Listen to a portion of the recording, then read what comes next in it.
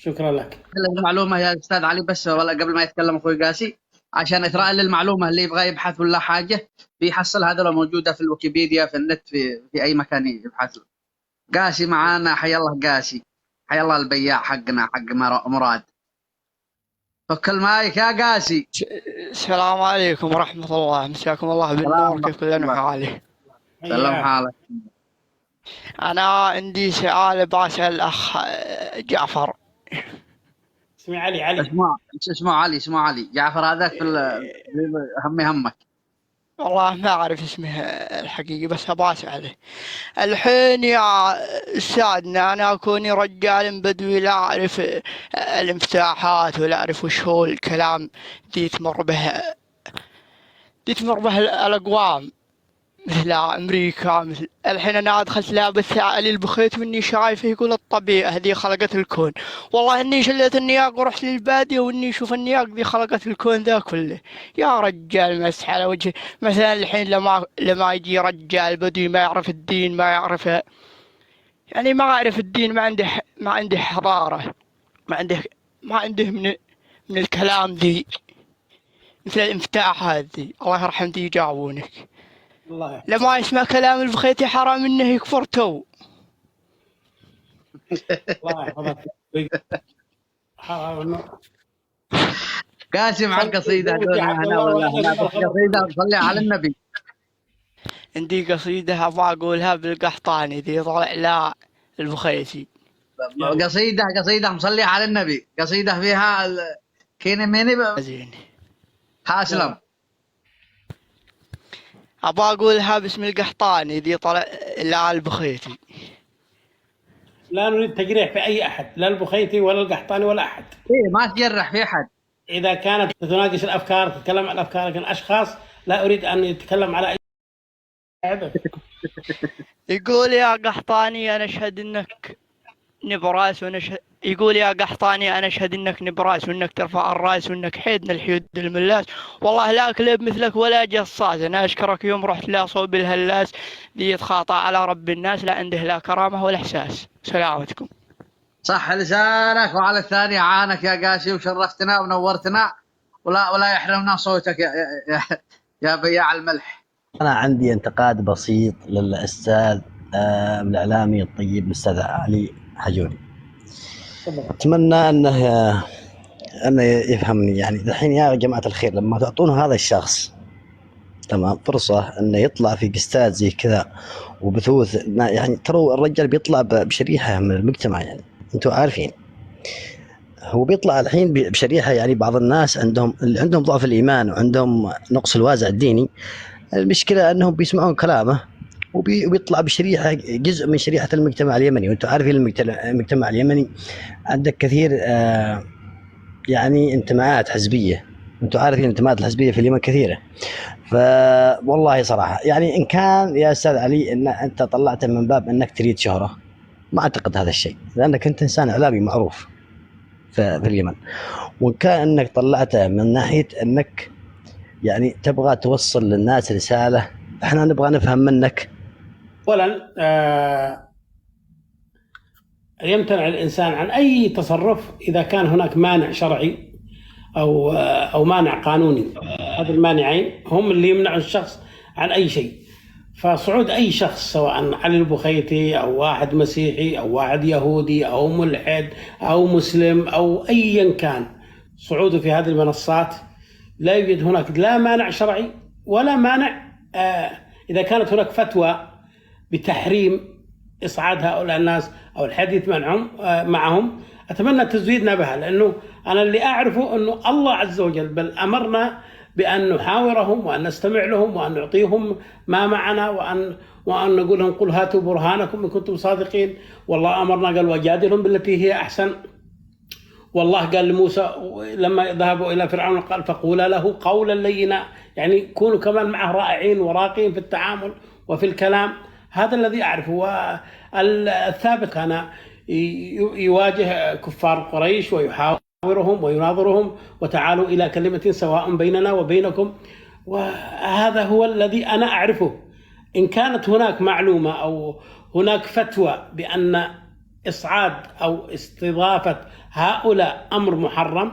أخبرونا، لأني أنا أعرف أنه استضيف في المملكة العربية السعودية، واستضيف في بيت رئيس هيئة الأمر بالمعروف والنهي عن المنكر، وكان يصرح بما يعتقد به عبر منصات رسمية كقنوات الMBC وهنا وهناك، بل وعنده منصة فيها أكثر من 1,250,000 ويستمع له المفكرين والمثقفين والأدباء والدعاة والعلماء، ولم تدور الدنيا وتقعد إلا لما جاء عند علي الحجوري. ليش؟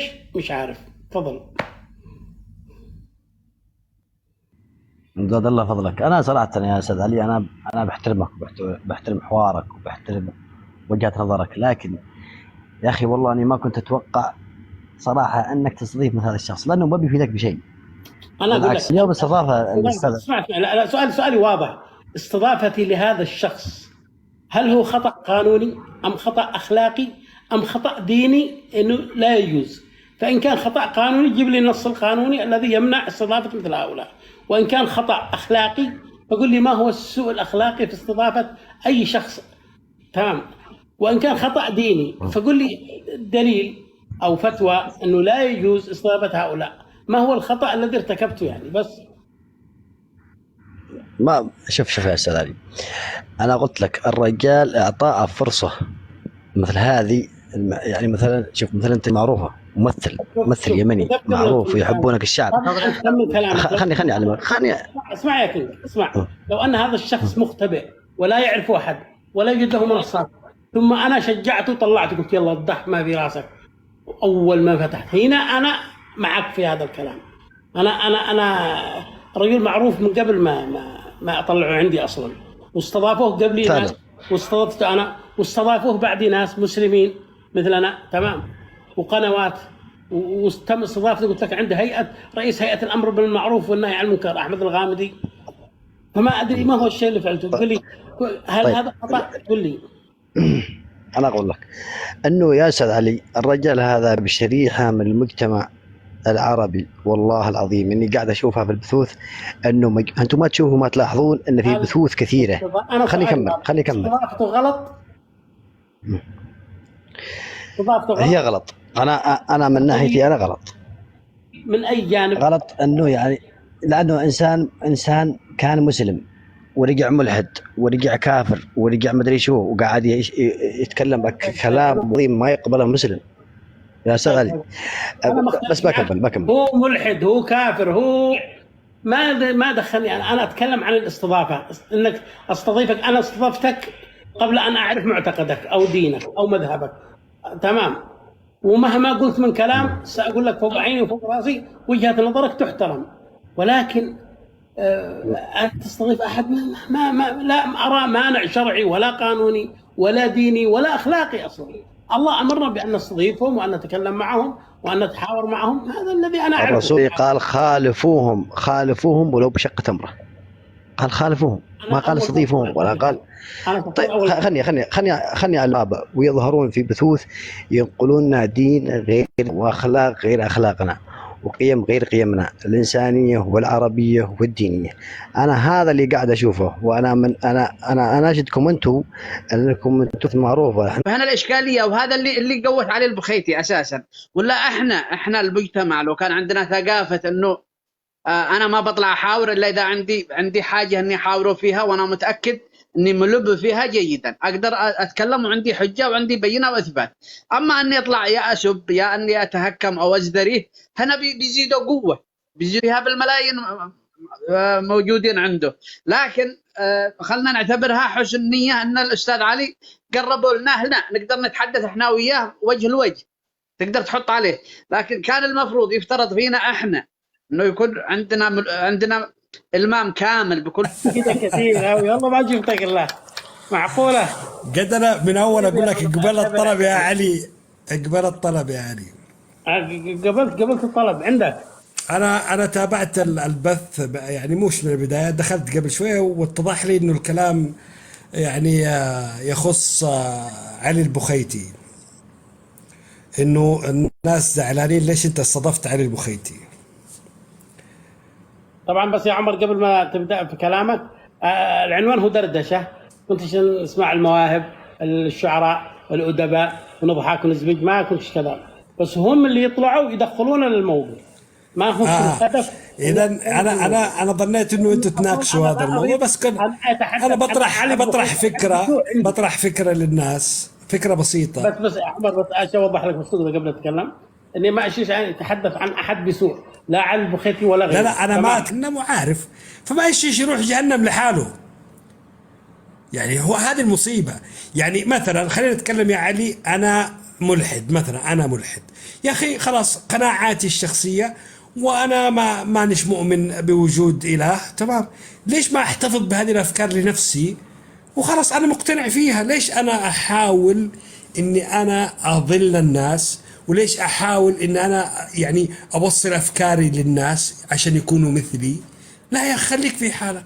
انا عندي هذه القاعده، انت مثلي، تمام، مثلي شاذ او ملحد، يا اخي احتفظ بهذه الاشياء لنفسك.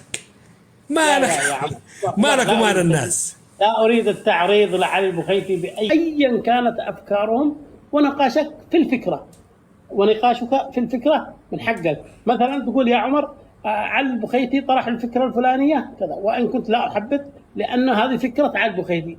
ما علاقه صفحه علي الحجوري بافكار البخيتي؟ هو استضيف، يعني مثلا عمر تقول يا علي انت استضفت علي البخيتي، اشتيك بكره تستضيفني، اريد ان افند اقوال هذا الرجل، اقول لك المساحه لك والصفحه لك، وانا ساكون مستمع، وساسمح لعلي البخيتي ان ياتي في واحد من القستات، كواحد يدخل معك في دقيقه دقيقتين يطرح وجهه نظره. كما اعطيته الحق ساعطي الحق لاي انسان، سواء سلفي، سواء مطوع، سواء ملحد، سواء صديق، ايا كان، طالما ان صاحب الفكره لا يدعو الى شيء عنف او الى قتل او كذا، طالما هي مساله افكار. تفضل يا عمر. طيب كلامك جميل، عفوا كلامك جميل، وانا ما اقول انه والله علي الحجوري غلطان انه استضاف علي البخيتي، والموضوع طبيعي جدا بالنسبه لي. انت يعني زي ما استضفت علي البخيتي تستضيف اي انسان لديه اي فكر، وهذا شيء طبيعي. انت فاتح مساحه وكانك في برنامج، وكانك مذيع او مقدم برنامج، وعندك ضيفين اتجاه معاكس، هذا يعطي رأي وهذا يرد عليه. انت موقفك طبيعي، انت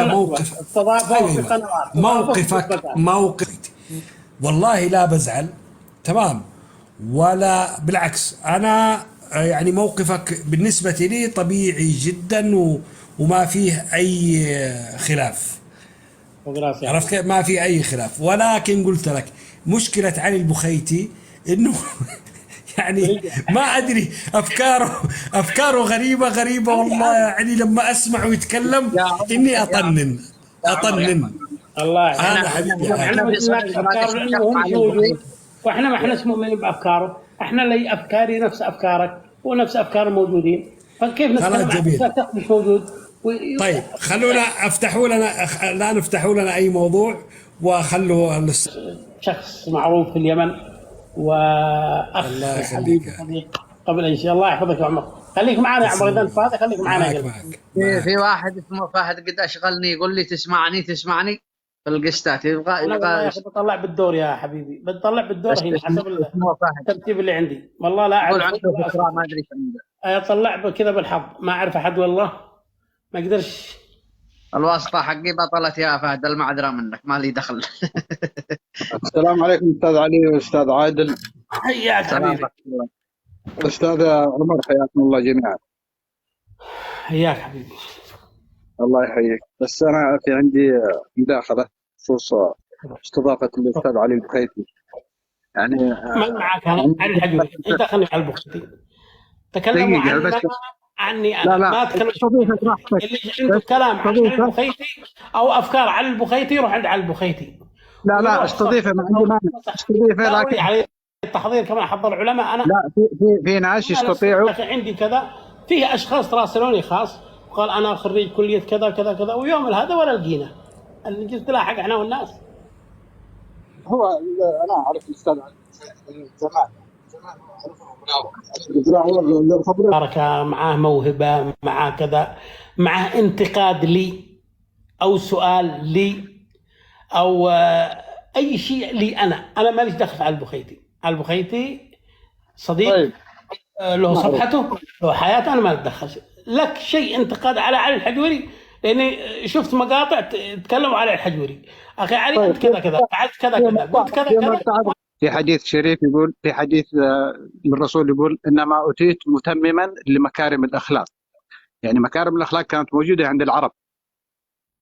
كلامك هذا يناقض حديث الرسول، يعني عكس حديث الرسول. الرسول يقول إنما أتيت متمما لمكارم الأخلاق، يعني مكارم الأخلاق موجودة عند العرب. انتشر لي في مداخلة كان مع البخيتي أن النبي صلى الله عليه وسلم نشأ في بيئة متخلفة، ونزلت المقطع اليوم مرة ثانية قلت لهم أعتذر عن الصوت ما كانش واضح في المقطع، أعيدها مرة ثانية أن النبي صلى الله عليه وسلم نشأ في بيئة متخلفة عن العالم، وما زلت مصر على كلامي هذا تمام. ولكن المشكلة ليست فيما قلته أنا، إنما المشكلة في أفهامكم اللي سمعوا المقطع، هو فهمكم. ما هي البيئة المتخلفة؟ البيئة المتخلفة هي البيئة التي لا يوجد فيها حضارة ولا تعليم وبعيدة عن العالم. يعني مثلا كان في عهد الرسول بيئات غير متخلفة زي الحضارة الرومانية، الحضارة الفارسية، كانت دول هناك لها حضارات وفي علم عندهم، ولكن الرسول نشأ في بيئة صحراوية. البيئة هذه كان فيها مجتمع تقوم فيه الحروب لأتفه الأسباب، مثل معركة داحس والغبراء التي استمرت عشرات السنين بسبب أن ناقتين مدري فرسين تسابقوا، واحدة سبقت واحدة وتقاتلوا القبيلتين، وعشرات السنين من أجل هذا. إن لم يكن هذا الشيء تخلف فما هو التخلف؟ أنا قلت عن المجتمع الذي نشأ فيه النبي صلى الله عليه وسلم مجتمع متخلف، لأنه مجتمع كان يعبد الأصنام، وكانوا يدورون حول الكعبة وهم عرايا، وكانوا يئدون البنات الصغيرات وهن أحياء، وكان الواحد منهم يعبد صنم من تمر وإذا جاع أكله. إن لم تكن هذه المظاهر هي التخلف فما هو التخلف؟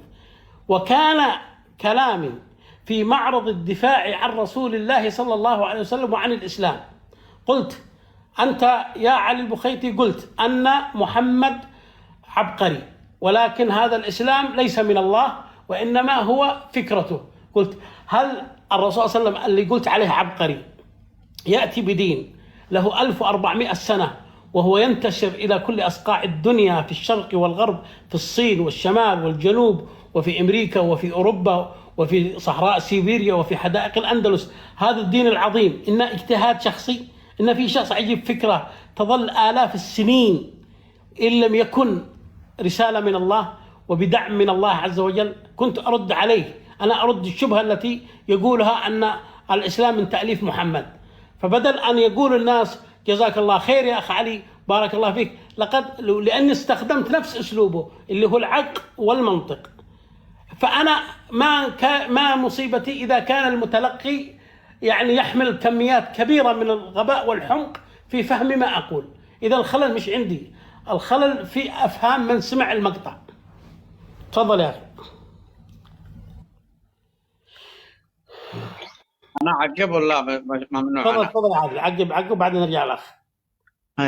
دكتاتوري. شوف، أول حاجة المقطع باين، أول شيء هذا الكلام لا يمس شخص رسول الله صلى الله عليه وسلم. وأساسا الهدف من وجود النبي بين هذا القوم إلا أن القوم هذول متخلفين أساسا، يعبد صنم، عندهم الاعتفار هذا طبعا كان في منطقة يروحوا يجلسوا فيها اللي ما عنده فلوس ولا عنده حاجة، خلاص ضاقت بالدنيا هو وأسرته لين يموتوا. تمام. كان في أشياء يمارسوها ما مش كويسة. لما تجي تقول الأخلاق كانت موجودة قبل الرسول وكذا، كان في أخلاق العرب صحيح موجودة، بس الأخلاق هذا اللي تتحدث عليها كان يتحدث عليهم المجتمع اللي نزل لهم رسول الله صلى الله عليه وسلم، طردوه وأدموه في الطائف. قال عن الرسول أنه كذاب وأنه شاعر وأنه مجنون. المجتمع الذي تدافع عنه هو الذي طرد النبي صلى الله عليه وسلم من مكة. المجتمع الذي تدافع عنه هو المجتمع الذي طرد النبي صلى الله عليه وسلم في الطائف. المجتمع الذي تدافع عنه هو المجتمع الذي آذى الرسول وشق رباعيته ووضعوا الجزور على رأسه وهو ساجد واتهموه في عرضه وفي شرفه. المجتمع الذي تدافع عنه ليس متخلف. الرسول صلى الله عليه وسلم هو المنحط وهو التافه وهو كل شيء. لا المجتمع لا تعممه. خلينا نتكلم. انا فاهمك. اسمع يا عمر، اسمع يا اخي لحظه يا علي. اسمع دحين انا من اول شوف يا ابني، انا فداء قلبك. انا اتكلم لك انه الفهم الناس كده حيفهموا، فهمت؟ وانت تثير بهذا المشكله في افهامهم. انا ماليش دخل بالناس، انا ما بجيش اطبطب على الناس. طيب. اقول ما لا مش طب يا اخي، لا مش طب، بس انتقي الكلمات بحيث انها تناسب فهم المستمع. لا هذا هو الصح يا اخي. ايش انتقي الكلمات؟ انا ما قلت كلمه غلط اصلا، عشان انا لم اسيء لاحد. انا وصفت المجتمع تمام. طيب المجتمع اللي تكلم عليه ذا الحين هذا كان فيها الصحابه رضوان الله عليهم، وكان فيها الطيبين وفيها السيئين. أنا تكلمت عن مجتمع مكة الذي ونشأ فيه النبي صلى الله عليه وسلم وولد فيه. أنا ما تكلمت مثلا عن مجتمع المدينة مثلا، أنا تكلمت عن المجتمع اللي نشأ فيه، اللي كان فيه كفار قريش. اي طبيعي، هذا الموضوع طبيعي. ايوه كذا حدد وخلاص انتهى الموضوع. ما حددت. أنا قلت بهذه العبارة المجتمع الذي نشأ فيه. فين الرسول نشأ؟ في المدينة ولا في مكة؟ النشأة كانت في مكة، ولكن برضو وجوده في المدينة. أي معنى هو المكان الذي ولد فيه النبي جيت أفسر له كلامي. إذا ما يفهم هذه مشكلتي، مش مشكلتي يا عمر. يا علي أنا شوف ايش الفرق. عارف يا علي ايش الفرق بيني وبينك؟ دقيقة نرتب الكلام، نرتب الحديث. أول شيء يعني لا تربط هذه بهذه. يعني الرسول صلى الله عليه وسلم نفسه يقول إنما أتيت متمما لمكارم الأخلاق. يعني مكارم الأخلاق موجودة عند العرب، أجي الرسول كملها، تمم المكارم هذه، بغض النظر عن العقائد اللي كانوا عليها، وأنهم كانوا يعبدوا صنام ولا يعبدوا التمر على ما تقول، ولا يعبدوا، هذه عقيدتهم. لكن مكارم الأخلاق موجودة عند العرب عبر التاريخ. يعني الرسول أكدها بحديث شريف. تفضل. هذا ردي والسلام عليكم. شكرا لك، يعطيك العافية. قلنا الأستاذ نبيل الأنسي يمكن طالب قسط. حرام بالله يا علي. شوف يا علي، أنت أكثر إنسان يعرف معزان. أنا أتكلم عن نفسي. أنا إنسان مهما اختلفت معاك يا علي في الآراء